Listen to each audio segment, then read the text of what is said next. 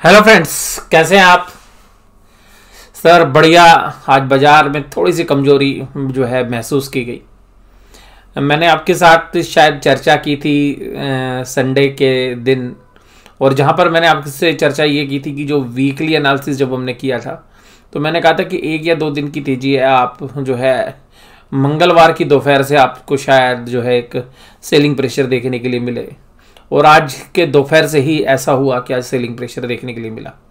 और बाजार के अंदर आज जनरली ऑप्शन सेलर बड़े परेशान रहे होंगे क्योंकि दोनों साइड के जबरदस्त मूव हैं। हालांकि जो ट्रेड करते हैं अदर देन ऑप्शंस, उनके लिए शायद काफ़ी अच्छा दिन रहा होगा।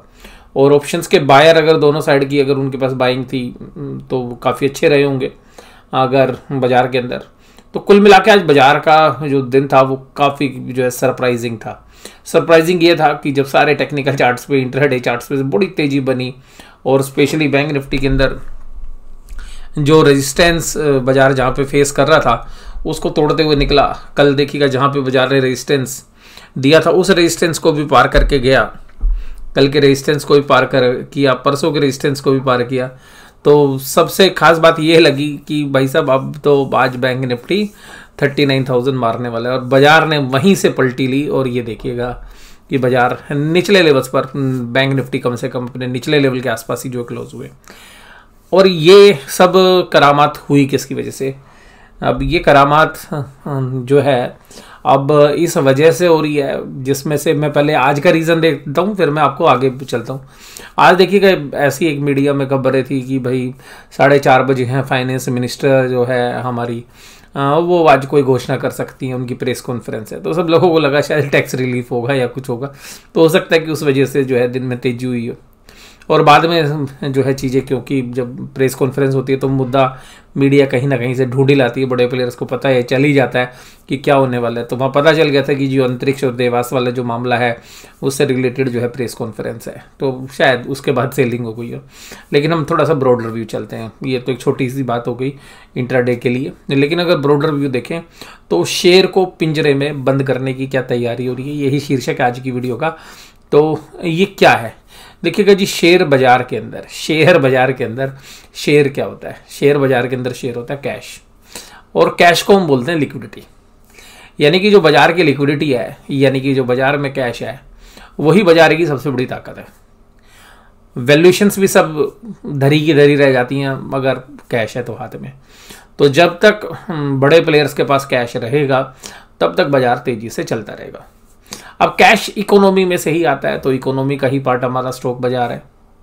तो जो शेयर बाजार है या स्टॉक मार्केट जो है हमारी, वो सब इकोनॉमी का पार्ट है। और अब वर्ल्ड वाइड इकोनॉमी के अंदर कैश जो डाला गया है, जब पिछले साल जब कोविड आया था 2020 में, तो देखिए अमेरिका ने कहा जी दब के नोट छापिए, और भाई साहब जो है इतने पैकेजेस दिए गए कि भाई साहब किसी भी आदमी को दिक्कत नहीं होनी चाहिए, नोट सबके हाथ में होने चाहिए। अब इतनी करेंसी छपी तो उसका स्पेस हमें भी मिल गया, यानी कि इंडिया को, ये जो बाकी इमर्जिंग इकोनॉमीज है, वर्ल्ड की सारी इकोनॉमीज है, उन सब ने भाई सब नोट छाप लिए। क्योंकि अगर डॉलर ज़्यादा छपेंगे तो डॉलर कमज़ोर हो जाता और बाकी करेंसी मजबूत हो जाती, तो फिर वो इंपोर्ट एक्सपोर्ट जो है मैनेज करना बड़ा मुश्किल हो जाता। तो सारी कंट्रीज़ के लिए जो ट्रेड मैनेजमेंट है, इंटरनेशनल ट्रेड मैनेजमेंट, वो मुश्किल हो जाता। तो सारी कंट्रीज़ ने नोट छाप डाले, तो वो करेंसी की जो प्रॉब्लम थी हमारे साथ भी, वो भी सब सेटल हो गई। यानी कि डॉलर रूपी इक्वेशन भी जो है मैनेज हो गई। तो उन्होंने भी छापे, हमने भी छापे, और मनी सप्लाई पूरे विश्व में भयंकर रूप से आ गई। अब कोविड से तो हमने निजात पा ली, और कोविड का इसी तरीके से सामना करना जो है विश्व के सेंट्रल बैंक्स ने उचित समझा, और वो उन्होंने किया भी। अब उसका असर ये हुआ कि जो नोट छापे गए, अब वो लिक्विडिटी है। अब मान लीजिएगा अगर पानी बहुत ज़्यादा आ रहा है, बहुत बड़ी मात्रा में, या तो बारिश हो रही है या नदियों में जल स्तर बढ़ जाता है, तो क्या होगा? तो जल स्तर बढ़ेगा तो भाई सब बाढ़ आएगी। तो अब वो पैसे की जब बाढ़ आई तो हुआ क्या? हुआ ये कि लोहा पिछले 2 साल के अंदर करीबन 70-80% तेजी कर चुका है। एल्युमिनियम के प्राइस भी उसी तरीके से हैं, उसी तरीके से बाकी मेटल्स के हैं, सीमेंट के प्राइस उसी तरीके से बढ़ गए। और ये इंडिया में नहीं, इंटरनेशनली मैं बात कर रहा हूँ। बाकी कमोडिटीज़, खाने वाली जो चीज़ें हैं, चाहे बाकी जो चीज़ें हैं, तिलहन के रेट देखेंगे, सब में आग लग गई, क्योंकि विश्व में पैसा बह रहा था, तो सभी विश्व के बाजारों में। अब उसकी वजह से और क्या हुआ? उसकी वजह से ये हुआ कि सभी चीज़ें महंगी हो गई। अब देखिएगा आज क्रूड ऑयल भी जो है करीबन 90 रुपये के आसपास पहुंचने वाला था, यानी कि 88 रुपीज़ पर ट्रेड कर गया, और 87 जो है .50 के आसपास जो है भी ट्रेड कर रहा था। तो 87.5 रुपये, तो उसका असर क्या हुआ हमारे लिए, डीजल पेट्रोल सब महंगा हो गया। गवर्नमेंट ने अभी तो एक्साइज ड्यूटी कट कर दिया, लेकिन अब आगे चल के क्या करेगी, तो वो पास ऑन करना पड़ेगा कंज्यूमर पर अगर ये रेट ऐसे ही रहेंगे तो। अमेरिका के अंदर क्या हो रहा है, अमेरिका के अंदर सबसे बड़ी बात ये हो रही है कि अमेरिका के अंदर ये जो लिक्विडिटी छोड़ी गई है उसकी वजह से जैसे हमारे यहाँ महंगाई हो रही है वैसे वहाँ भी हो रही है। तो उस महंगाई को का जो असर होता है वो सबसे ज़्यादा किस पे होता है, जो लोअर मिडिल क्लास है या जो बिल्कुल गरीब व्यक्ति है, तो उसकी तो पॉकेट पे बहुत ज़्यादा असर है। और वही सेम इंडिया में भी है।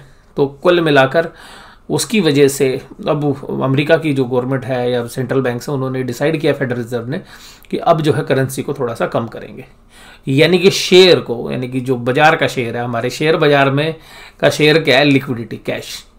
अब उस लिक्विडिटी को पिंजरे में बंद करने की तैयारी की जा रही है, जिसकी वजह से यूएस के अंदर जो रेट ऑफ इंटरेस्ट है, जिसको हम बॉन्ड यील्ड कहते हैं, तो 10 ईयर की जो बॉन्ड यील्ड है वो 1.84 पर पहुंच गई, और एक समय तो 1.855 पर पहुंच गई थी दिन के अंदर। तो जिसकी बदौलत यूएस के जो बाजार हैं उनके अंदर भी वीकनेस जो है देखी जा सकती है। तकरीबन 1.5% की कमजोरी नेस्डेक के अंदर और डाउ जोन्स दोनों बाजारों के अंदर थी, और सिमिलर मूव जो है S&P 500 के अंदर भी था। अब उसका असर जो है हमारे बाजारों पे भी आएगा। हालांकि ये जो इन्फ्लेशन है हमारी जैसी इकोनॉमी के लिए कुछ हद तक अच्छी भी रहती है, लेकिन हम बहुत निचले लेवल पर जो है आ गए थे इन्फ्लेशन के, तो हो सकता है कि इन्फ्लेशन हमारी इकोनॉमी में भी बढ़े। अब इन्फ्लेशन बढ़ने का असर क्या होगा कि जो पैसा है बाजार में वो महंगा हो जाएगा। और सबसे खास बात ये कि यूएस के बाजारों से अगर पैसा नहीं आएगा इंडिया में, तो इंडिया के बाजारों के लिए भी नेगेटिव हो जाएगा, जैसा आपने 2010-11 और 2009 के आसपास देखा। अगर वो लिक्विडिटी इंडिया के बाजारों में नहीं आएगी, क्योंकि अगर अमेरिका में ही अपनी चीज़ें ज़रूरतें पूरी करने के अगर सामान नहीं होंगे, या विश्व के बाकी जो देश हैं उनको अपनी ही ज़रूरतें पूरी करनी होंगी, तो इन्वेस्टमेंट के लिए पैसा कम बचेगा। और दूसरी बात ये कि जब रेट ऑफ इंटरेस्ट ठीक हो जाते हैं तो लोग इक्विटी मार्केट का रिस्क कम लेते हैं। फिर दूसरी बात इसके अलावा और निकलती कि कंपनीज के लिए कॉस्ट ऑफ बोरिंग्स बढ़ जाती हैं। तो कुल मिला के इक्विटी मार्केट के लिए लोअर रेट ऑफ इंटरेस्ट बहुत ही फेवरेबल होता है, और जब रेट ऑफ इंटरेस्ट बढ़ते हैं तो वो अनफेवरेबल होता है। तो इसीलिए आज की वीडियो का शीर्षक हमने रखा है, क्या शेयर को पिंजरे में बंद करने की तैयारी की जा रही है, यानी कि क्या लिक्विडिटी को रोकने की तैयारी की जा रही है। तो यहाँ पर शेयर का मतलब हमारे लिए कैश है, और शेयर बाजार का शेयर जो है वो कैश ही होता है। तो कुल मिलाकर ये आज का शीर्षक था, तो उसको समझाने की कोशिश की मैंने कि शीर्षक क्यों रखा है। तो निफ्टी बैंक आज की कमजोरी नहीं दिखा रहा था, आज निफ्टी बैंक बड़ा स्टेबल रहा, लेकिन ऊपरी लेवल से जो है नीचे आ गया। कल के क्लोजिंग प्राइस से मैं स्टेबल बोल रहा हूँ, तो केवल मात्र 5 पॉइंट की कमजोरी के साथ। तो आज वीकनेस कहाँ थी, आज वीकनेस थी निफ्टी 50 में। निफ्टी 50 तकरीबन 200 पॉइंट की कमजोरी के साथ काम करता हुआ नजर आया। निफ्टी 50 के अंदर ये 200 पॉइंट की कमजोरी आई, ये कहाँ से आई, ये आई 2 बजे के बाद। और कहाँ से आई, अल्ट्राटेक सीमेंट के रिजल्ट कल आए थे। अल्ट्राटेक सीमेंट के रिजल्ट हमने देखे, बहुत अच्छे लगे, लेकिन भाई साहब उसमें ना टैक्स क्रेडिट था एक, तो जो ऑपरेशनल परफॉर्मेंस थी वो वीक थी। मार्जिन्स भी घट गए थे, सेल भी घट गई थी, और प्रॉफिट तो घट ही गए थे। लेकिन इस क्वार्टर में उनको टैक्स नहीं देना था, बल्कि सरकार से टैक्स रिकवरी करनी थी, टैक्स क्रेडिट था उनका, तो जिसकी वजह से ईपीएस आपको कम नजर आया, अल्ट्राटेक गिरा। और फिर जितनी भी मैंने आपके साथ जो पिछले 20 दिन से जो चर्चा कर रहा था कि इस बार जो कंपनी है, जो मैन्युफैक्चरिंग है, जो कंपनीज हैं या जो प्रोडक्शन में लगी हुई हैं या बाकी जगह, उनको कॉस्ट प्रेशर झेलना पड़ रहा है, और वो अब के रिजल्ट में भी दिख रहा है ऐसी कंपनीज के। और इसी की वजह से आज एडवांस डिक्लाइन रेशियो देखो नेगेटिव हो गई शाम होते होते। तो बड़े स्मार्ट प्लेयर ने आज माल बेचा है। और बाजार में जो हमने हफ्ते के शुरुआत में बात की थी कि बाजार ऊपरी लेवल पर फंसेगा, अब थोड़ी वीकनेस है, और अभी मुझे एक्सपायरी तक थोड़ा सा जो है मंदी का माहौल ही जो है लग रहा है कि बाजार जैसे ऊपर की तरफ जाएगा वैसे ही सेलिंग प्रेशर झेलता हुआ नजर आएगा। क्योंकि बाजार के अंदर जो रिजल्ट्स आ रहे हैं अदर देन फाइनेंशियल्स, क्योंकि फाइनेंशियल्स में प्रोविजंस पहले कब जो है बहुत ज़्यादा बना लिए थे, तो अब उनको उतना लॉस होने की संभावना कम है।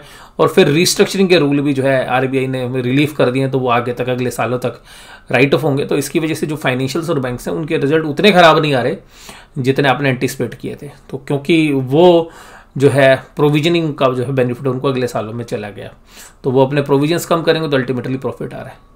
जिसकी वजह से आपको ये लगेगा कि चलो बैंक निफ्टी के स्टॉक्स में अभी आपको कम कमजोरी नज़र आ रही है, बट जब इन्फ्लेशन बढ़ेगी तो बाजार तो फॉरवर्ड लुकिंग होता है, तो वहाँ पर भी आपको सेलिंग नज़र आ जाएगी। लेकिन आज इंडेक्स के अंदर, निफ्टी के अंदर गिरावट थी, और देखिएगा आज की जो कैंडल है, काफ़ी समय के बाद आपको ऐसी बड़ी रेड कैंडल नज़र आई। बड़े प्लेयर्स भी यही इंतजार कर रहे थे, भैया पहले पूरी तेजी करो। मैंने कल क्या बोला था, जब शॉर्ट कवर हो जाएंगे सबके, और आज शॉर्ट कवर कराने के लिए पहले बाजार को ऊपर लेके आए, तो सबके जितने भी शॉर्ट्स वाले थे मोस्टली सब ने कहा यार अपनी पोजीशन को ख़त्म करो। तो जब उनकी पोजीशन ख़त्म हो गई, उनकी पोजीशन कट गई, बाजार नीचे धड़ाम। और इंटरनेशनल अभी देखिएगा बाज़ारों से कुछ ज़्यादा पॉजिटिव हम उम्मीद नहीं कर सकते हैं। कुल मिलाकर जो भी सारी पॉजिटिव आउटकम्स थे वो हमारे सामने है। बेस्ट रिजल्ट हम देख चुके हैं पिछले क्वार्टर में, अब रिजल्ट उतने अच्छे भी नहीं है। लिक्विडिटी का भी चैलेंज है, करेंसी का के साथ भी इक्वेशन बिगड़ सकती है अगर बाज़ारों में सेलिंग शुरू हो गई और कुछ आउटफ्लो हो गया, या इवन बॉन्ड मार्केट में सेलिंग हो गई और बॉन्ड मार्केट्स की, इंडिया की बॉन्ड मार्केट से पैसा बाहर जाने लगा। तो अब चैलेंजेस हमारी इकोनॉमी के लेवल पर भी हैं। तो जो है हम तो यही अपने जो है जो लोग हैं उनको यही एडवाइस कर रहे हैं, और इवन आपको भी यही सेम एडवाइस कर रहे हैं कि भाई साहब अब एक बार प्रॉफिट बांध लो, क्योंकि बाजार भी ऊपर लेवल पे आ गया, सब चीज़ पॉजिटिव है। तो जिनके पास भी है तो अपना भैया थोड़ा सा जो है प्रॉफिट बांध लेना जो है उचित समय है। और हमारा भी पोर्टफोलियो जो शेयर है एक, क्योंकि हालांकि मैं तो सोल्ड आउट कर चुका हूँ, मेघमनी भी आज 126 127 रुपये पे था, तो वहाँ पर भी हमने सिमिलर व्यू दिया हुआ है कि 120 रुपये 125 रुपये के आसपास आए। तो आप उसमें से थोड़ा बहुत अपनी पोजीशन को हल्के करते रहिए। भैया प्रॉफिट आ रहा है ना, एक बार घर ले लो, क्योंकि प्रॉफिट अगर एक बार जेब में आ गया, और अभी भी हमें लगता है कि बाजार के अंदर थोड़ा सा फिर दोबारा से समय ऐसा है कि थोड़ा सा लाइट पोजीशन में लेके चलने का है, और प्रॉफिट्स है, क्योंकि अभी पिछले 15-20 दिन में तो अच्छे प्रॉफिट्स हुए हैं, तो वो प्रॉफिट दोबारा से बांधने का जो है समय हमें लगता है कि आ गया। Contribution HDFC bank, axis bank, ICICI bank, Kotak Mahindra, Nestle, भाई सब बैंकों ने बचा लिया आज इज्जत निफ्टी की। निफ्टी में 4 बैंक नज़र आ रहे हैं, और आज बजाज फाइनेंस के रिजल्ट आए हैं, वो भी ठीक है, अच्छे रिजल्ट हैं बजाज फाइनेंस के भी। लेकिन बजाज फाइनेंस के अच्छे रिजल्ट में एक बात ध्यान रखना कि बजाज फाइनेंस की जो ईयर ऑन ईयर जो शेयर का प्राइस था ना 1 साल पहले, और उससे आज कंपेयर करो तो उतनी ग्रोथ भी हो चुकी है जितना उसने प्रॉफिट ग्रो किया है, ये बात मत भूलना। नेस्ले, रिलायंस, HDFC, इन्फोसिस और बजाज फाइनेंस और L&T, और यही हो रहा है बाजार में। अच्छे रिजल्ट बेशक से हैं, लेकिन अच्छे रिजल्ट के बाद भी शेयर की पिटाई होती है, ये भी जो है सत्य है, क्योंकि बाजार पहले ही उसको जो है डिस्काउंट कर चुका है। तो वो अच्छे रिजल्ट के बाद आप लोग सोचते हैं कि चलो बोर शेयर खरीद लेते हैं, और बाजार उल्टा कर देता, भैया ये तो मैंने पहले ही मान लिया था, मैंने तभी तो इतना शेयर 7700 का कर रखा है।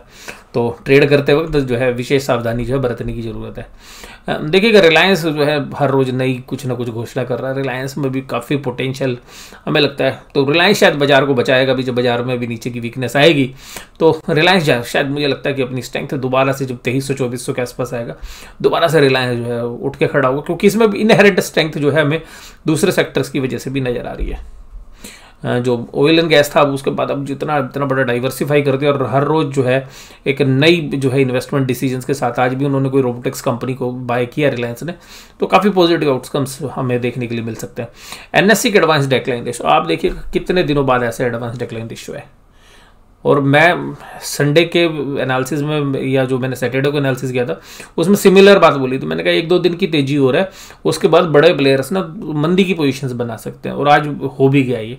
और मुझे ऐसा लग रहा है कि जैसे जैसे तेजी आप बाजार में आएगी ऊपर, उतनी ही भयंकर मंदी जो है बड़े प्लेयर्स आपको बनाते हुए नजर आएंगे। तो बाजार में अभी थोड़ा समय के लिए साइड लाइन पर रहने का समय है, क्योंकि कोई भी पॉजिटिव ट्रिगर है नहीं। बजट में ज़्यादा कुछ सरकार कर नहीं सकती यार, पहले एक्साइज ड्यूटी कट हो गई है उनकी। जो लोग ये उम्मीद करके बैठेंगे जी भाई साहब बहुत बड़ा टैक्स कट हो जाएगा, भैया नहीं हो सकता।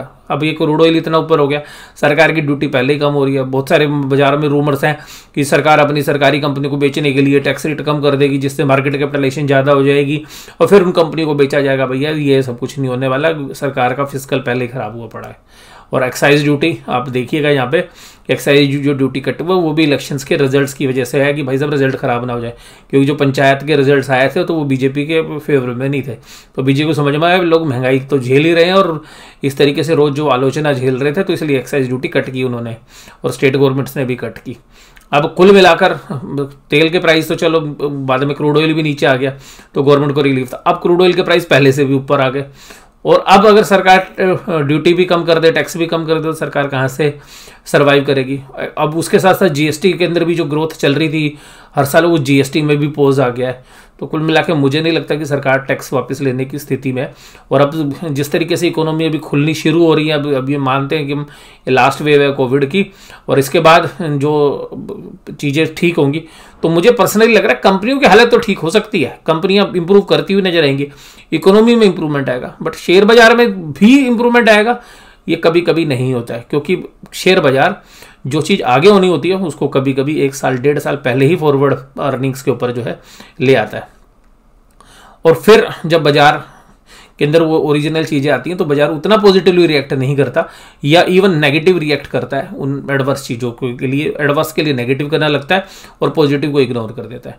और जब बाजार बुल मार्केट में होता है तो एडवर्स को इग्नोर कर देता है और पॉजिटिव के ऊपर पूरा रिवार्ड करता है।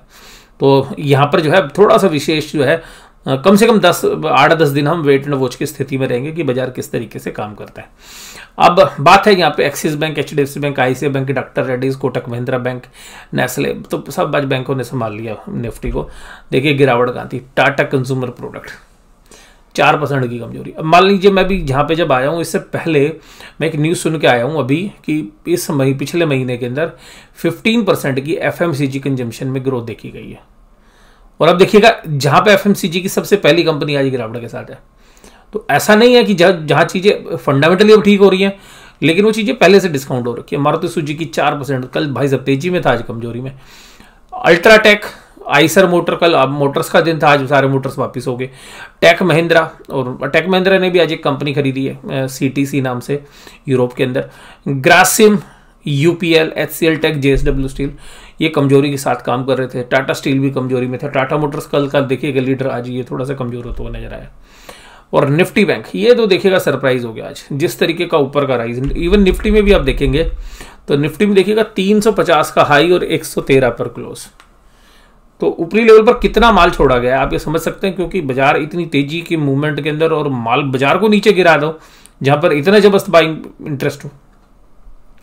तो अल्टीमेटली अब बाजार सेलर्स के कंट्रोल में आ गया आज। अभी तक बायर्स के कंट्रोल में था, अब दोबारा से सेलर्स के कंट्रोल में आने की तैयारी कर रहा है।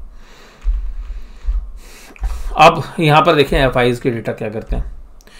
एफआईआईज के जो डेटा है वो जनरली रोज जैसे डेटा है। 5,000 करोड़ के आसपास की सेलिंग, 6,000 करोड़ के आसपास की, 5,000 करोड़ की बाइंग, 6,000 करोड़ की सेलिंग। तो आज आप देखेंगे यहाँ पे जो सेलिंग हुई है वो 1,254 करोड़ की हुई है। अब दिक्कत कहाँ से आ रही है? दिक्कत आ रही है डीआईआईज की तरफ से। अब डीआईआईज कह रहे हैं भाई हम भी बेच लेते हैं, क्योंकि अगर रेट ऑफ इंटरेस्ट बढ़ेगा, सारी चीज़ें फंडामेंटल बेसिस पे थोड़ी सी वीक होंगी, तो भाई हमें भी तो थोड़ा सा प्रॉफिट अपने जो इन्वेस्टर्स हैं उनको देना है ना, दिखाना है, तो अपना प्रॉफिट थोड़ा सा बांधना इन्होंने भी शुरू कर दिया। तो 2 दिन से ये भी जो है साथ नहीं दे रहे बाजार का। और 14 तारीख को भी इन्होंने 371 करोड़ की ही बाइंग की थी और अब ये सेलर हो गए। अगर अब दोनों की सेलिंग स्टार्ट हो गई, वो मार्केट के लिए चिंता की बात हो सकती है, क्योंकि पिछले कुछ समय से अगर आप 2-3 महीने पहले जाएं तो दोनों लगातार बायर भी थे। तो अगर अब दोनों सेलर भी हो गए और अब एक्सपायरी के आसपास, मुझे लगता है क्योंकि बाजार पिछली एक्सपायरी से इस एक्सपायरी में करीबन 4,000 पॉइंट बैंक निफ्टी चल चुका है और करीबन 1,200-1,300 पॉइंट निफ्टी चल चुका है, तो यहाँ पर एक प्रेशर जो है आ सकता है। और जिन लोगों ने भी पिछले एक्सपायरी से अब तक मंदी की पोजीशन बनाई, जो महीने से महीने जो प्लेयर खेलते हैं, तो वो भी जो है दबाव डालने की कोशिश करेंगे। और इंडेक्स के अंदर भी सेलिंग है। देखिएगा आप फ्यूचर के कैश में स्टॉक सेल करो, स्टॉक फ्यूचर सेल करो और इंडेक्स को खरीद लो, तो इसका मतलब क्या है कि आप हेजिंग कर रहे हो पॉजिटिवली। अब यहाँ देखिएगा यहाँ भी सेलिंग इन्होंने कर दी इंडेक्स में भी, और आज इंडेक्स ऑप्शन भी सेल हुई है। पर हाँ, ये थोड़ा सा लग रहा है कि इंडेक्स ऑप्शन सेलिंग कर दी है इन्होंने।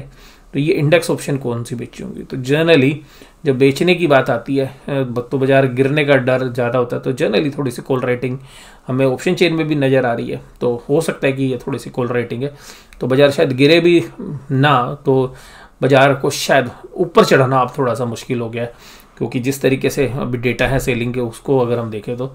और स्टॉक फ्यूचर्स में भी आज सेलिंग कर दी। हालांकि देखिए कि पूरे महीने में बहुत जबरदस्त सेलिंग नहीं है। 6,000 करोड़ की स्टॉक फ्यूचर्स में सेलिंग है, 5,000 करोड़ की जो है फाइज की कैश में सेलिंग है, 1,800 की, 10-11,000 करोड़ की सेलिंग कुछ नहीं है। इतनी की तो हमारी जो है जितनी हमारी सेलिंग है इतनी तो उसके आधी तो हमारी डीआईआईज की बाइंग ही है। अब पुट कॉल रेशो आज देखिएगा, पुट राइटर सारे गायब हो गए, निफ्टी के पुट राइटर गायब हो गए, यानी कि तेजी करने वाले, और बैंक निफ्टी के पुट राइटर अभी भी हैं, क्योंकि आज बैंक निफ्टी थोड़ा सा कंफर्टेबल था, ये भी नेक टू नेक आ गया है दोनों। अब देखिएगा ऑप्शन चेन, देखो ऑप्शन चेन में क्या बात करूं, ऑप्शन चेन में 18,000 का पॉइंट, याद करो ऑप्शन चेन में कल क्या बोला था मैंने बोला था अगर 18,300, क्योंकि 18,300 बंद हुआ था, मैंने कहा 18,300 18,200 टूट गया ना, 18,200 बाजार रुकेगा नहीं, 18,100 पे जाएगा, ऑप्शन चेन को देख के कह रहा था, और आज देखिए 18,100 पे आके रुका है। और सबसे खास बात बताता हूँ आपको, जो ऑप्शन चेन में आपको देख लेनी चाहिए कल के लिए, 18,000 की पुट में तेजी करने वाले लोग थे जो राइट कर रहे थे, 20,000 कॉन्ट्रैक्ट गायब, 18,050 में 23,000 कॉन्ट्रैक्ट गायब, 18,100 में 18,000 कॉन्ट्रैक्ट्स गायब, 150 में 18,000 कॉन्ट्रैक्ट्स गायब, 18,200 में 33,617 कॉन्ट्रैक्ट्स गायब, 18,250 में 13,293 कॉन्ट्रैक्ट्स गायब, 18,300 में 2539, इन सारे कॉन्ट्रैक्ट्स को ये सारे तेजी करने वाले भग गए। यानी कि जितने तेजी करने वाले थे जो ये पुट राइट कर रहे थे, पुट बेच रहे थे, ये सब बाजार से गायब हो गए। तो ये आपको जो सेलिंग नज़र आ रही है, यानी कि ये जो ओपन इंटरेस्ट खत्म हो रहा है, यानी कि जो सेलर थे पुट के ये सब भग गए हैं। तो इसका मतलब क्या है भाई साहब, अब जो स्पोर्ट है वो 83,000 कॉन्ट्रैक्ट्स हैं 18,000 पे। अगर कल बाजार 18,000 बचा गया तो ये बाजार के लिए बहुत है। अगर नीचे की साइड देखें तो, ऊपर की तरफ देखेंगे तो भाई साहब अब ये तो मंदी करने वाले तो भग गए, सॉरी तेजी करने वाले तो भग गए जी नहीं। अब बाजार को रोकने वाले यानी कि कॉल राइटर्स वो कह रहे भाई साहब हम बाजार को बढ़ने नहीं देंगे, वो सारे आगे 18,100 पे 19,000 कॉन्ट्रैक्ट, 150 पे 1678 कॉन्ट्रैक्ट्स, 80,000 36,000, 250 पे 25,000, 18,300 पे 53,000, ये सारे लोग आ गए, एग्रेसिव हो गए। और जनरली ये इंस्टीट्यूशंस की राइटिंग हमें लग रही है। तो अब ये कह रहे हैं जी हम बाजार को रोक के दिखाएंगे। तो अब कल मिलाकर ऐसा लग रहा है कि जहां आज बाजार है इसके ऊपर जैसे ही बाजार जाएगा भाई साहब बाजार को रुक पाना थोड़ा सा मुश्किल लगता है। बट ऑप्शन की एक्सपायरी वाला दिन है, ऑप्शन के प्रीमियम कम होते हैं, तो गेम तो कल तगड़ा होगा। और ध्यान रखिएगा 18,000 टूट गया, और 18,000 टूटने के बाद अगर आधे घंटे काम हो जाए तो कल आप 17,900 और इवन 17,800 भी देख सकते हैं। लेकिन ये तभी है, ध्यान रखिएगा 18,000 टूट जाए, 1 घंटे 18,000 के नीचे काम हो, और फिर भी प्राइस एक्शन देखना पड़ेगा कि किस तरीके के वॉल्यूम के साथ माल बिक रहा है। पर ध्यान रखिएगा जब तक 18,000 होल्ड कर रहा है बुल्स बाजार में डटे रहेंगे। 18,000 जाते साथ भाई साहब बहुत लोगों के स्टॉप लॉस होंगे 17,960 पे 950 पे। और मैंने कल भी कहा था कि बहुत सारे टेक्निकल एनालिसिस बोल रहे हैं 18,150 की सपोर्ट है, और मैंने कहा था नहीं 18,150 की सपोर्ट टूटने की चांसेस हैं और बाजार जाके 18,100 पे रुकेगा। आज जबरदस्त कॉल रेटिंग हो गई है भाई साहब निफ्टी के अंदर, तो जबरदस्त। तो अब निफ्टी का ऊपर जाना बहुत ज़्यादा कष्टदायी हमें लग रहा है, ये अपना एनालिसिस है। अब बैंक निफ्टी में देखो, बैंक निफ्टी में तो आज भाई साहब कॉल राइटर की ना पसीने छूट गए थे, मैं बता रहा हूँ ना, क्योंकि कॉल राइटर बेचारे बड़ी मुश्किल से तो राइट कर रहे थे और उनकी हालत ऐसी ख़राब कर दी थी। 38,500 में ना कल जबरदस्त ओपन इंटरेस्ट था, और ये जब ओपन इंटरेस्ट था ना भाई साहब ये ऐसे शूटअप किए, ऐसे शूटअप किया आज 38,500 38,600 सारे रेजिस्टेंस को तोड़ के। जैसे 38,800 गया ना भाई साहब आज लोगों ने उम्मीद कर ली भाई 39,000 आज ही लगेगा, लेकिन भाई साहब बाजार को कुछ और ही मंजूर था। और जैसे ही कमज़ोर दिल वालों लोगों ने स्टॉप लॉस काटे, जनरली 38,500 38,600 की कॉल राइटर ने अपने भाई सौदे काट लियो, भैया माफ़ कर हमने गलती कर दी सेल करके। और भाई साहब 38,800 पे ऐसा खड़ा रखा बाजार को और सस्टेन कराता रहे, इतने 1 घंटे में सब के स्टॉप लॉस कट गए। और जैसे सबके स्टॉप लॉस कटे भाई साहब आ जाओ, अब बाजार को ठोक दिया नीचे। और ऐसे लोगों ने जिन्होंने 38,600 38,700 पे की होगी ना, मतलब ये जो कॉल राइटिंग की थी 38, ऐसे जो ऑप्शन सेलर है उन्होंने क्या किया 38,200 38,300 पे पुट राइटिंग की होगी जबरदस्त, क्योंकि भाई इसको रोक ले, अब तो बाजार ऊपर ही जाना है, पुट बेच दो पुट आउट तो मनी हो जाएगी, कल पैसे कम। बाजार ने पहले तो मारा कॉल राइटर को, और कॉल राइटर जनरली जो ऑप्शन सेलर्स हैं वो जनरली ट्रेंड को देख के सेल करते हैं, तो फिर उन्होंने पुट बेची होंगी कि चल भाई अब तो ये चलो यहाँ तो स्टॉप लॉस ट्रिगर हो गया, अब पुट बेच के अपना पैसा वसूल कर लो। बाजार ने भाई साहब फिर दूसरा गेम खेला, बाजार ने ऊपर से बाजार बिकना शुरू हुआ, और भाई साहब 38,100 पे जाके बाजार होगा। भाई साहब ये पुट राइटर फिर ट्रैप हो गए, वहां पे दोबारा स्टॉप लॉस कट गए।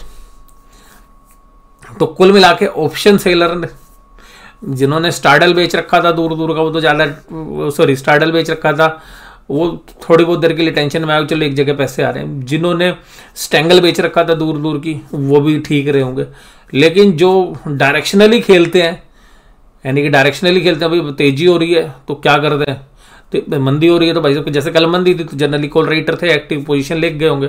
आज सुबह क्या हुआ भाई साहब, वो सो दिक्कत गए ऊपर के, बाजार पहले तो 38,500 के नीचे ही रहा, और जब दोपहर के बाद जब बाजार ऊपर चलना शुरू हुआ तो भाई साहब उनके सौदे कट गए। उसके बाद उन्होंने क्या किया होगा, पुट बेची होंगी कि भाई चलो अब तो बाजार ऊपर ही जाएगा, और 45 मिनट के अंदर उल्टा गेम हो गया, 45 मिनट में बाजार नीचे आ गया। तो आज जो ऑप्शन सेलर के लिए थे, जो डायरेक्शनली खेलते हैं, उनके लिए थोड़ा सा कष्टदायी जो है दिन रहा होगा। तो और स्टार्डल वालों के लिए भी आज सेफ तो नहीं रहा होगा, क्योंकि बड़ा मूव था। तो और लास्ट में क्या, वो ऑप्शंस के प्रीमियम बढ़ जाते हैं अगर इस तरीके के मूव आते हैं। तो जिन्होंने अगले हफ्ते में यानी महीने की एक्सपायरी में खेल रखा होगा, तो उनके तो प्रीमियम बहुत तेजी से बढ़ गए थे। और अगर हम बात करें यहाँ पे, तो अब यहाँ पर देखिएगा थोड़ा सा कंफर्ट है। ये देखिएगा, ये सारे लोग, ये डरे हुए लोग हैं जिन्होंने कॉल राइटिंग की थी। जब ऊपर से जब कॉल राइटिंग करके उन्होंने देखा भाई साहब पैसे गए, और जब दोबारा से नीचे आया भाई, उन्होंने कहा भाई साहब अपनी जान बच गई आज। तो कॉल राइटर ने क्या किया, अपनी पोजीशन स्केयर ऑफ कर ली। तो हालांकि यहाँ पे कॉल राइटर एग्रेसिव नहीं है, तो इसका मतलब क्या है कि बैंक निफ्टी में अभी भी कॉल राइटर एग्रेसिव नहीं है, लेकिन फिर भी कॉल राइटर 38,500 पे आज भी, इस हटने के बावजूद भी 38,000 की पुट से ज़्यादा है। यानी कि 38,500 रोकने की संभावना 38,000 टूटने से कम है। यानी कि 38,500 टूटने की संभावना कम है, 38,000 नीचे की तरफ टूटने की संभावना ज़्यादा है। और यहाँ पे थोड़ा सा आपको कंफर्ट लगेगा, क्योंकि थोड़े से कॉन्टेक्स्ट जो है पुट में लिखे गए। बट कल भी मुझे भी लगता है कि 38,000 अभी भी बहुत अच्छा सपोर्ट है, क्योंकि बैंक निफ्टी में आज कमजोरी नहीं थी। 38,000 अच्छा सपोर्ट है। 38 के बाद भी मैं ये कहूँगा कि बहुत लोग 38 पे स्टॉप लॉस रखेंगे। मैं पिछले 10 दिन से ट्रेड चेक कर रहा हूँ, 37930 ये लेवल लिख लीजिएगा, क्योंकि जब बाजार नीचे से ऊपर आया था तब मैंने ये नोट किया था।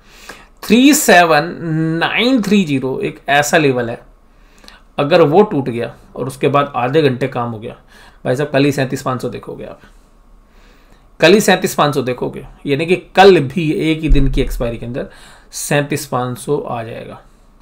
और भाई साहब अगर इंटरनेशनली कोई वीकनेस आ गई तो कल हो सकता है 37,000 भी दिखा दे। बहुत बड़ी बात बोल रहा हूँ, इतना बड़ा मूव, 1200 पॉइंट का मूव, बट वो इंटरनेशनली कोई बहुत ज़बरदस्ती वीकनेस आ जाए तब बात अलग है। लेकिन अगर कल 38,000 टूट जाए दिन में 12 साढ़े 12 बजे 1 बजे से पहले या सुबह के सेशन में, और उसके बाद आधा एक घंटा 38,000 के नीचे काम हो जाए, कल 37,500 बाजार लगा देगा। ठीक है जी।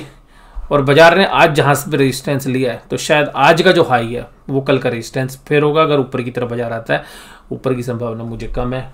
ये आज का एनालिसिस यहीं पर, आधे घंटे की वीडियो हो गई है, थोड़ी लेट आई है। कैसी लगी जो दूसरे जरूर मुझे कमेंट बॉक्स में बताइए। वीडियो देखने धन्यवाद, थैंक यू वेरी मच।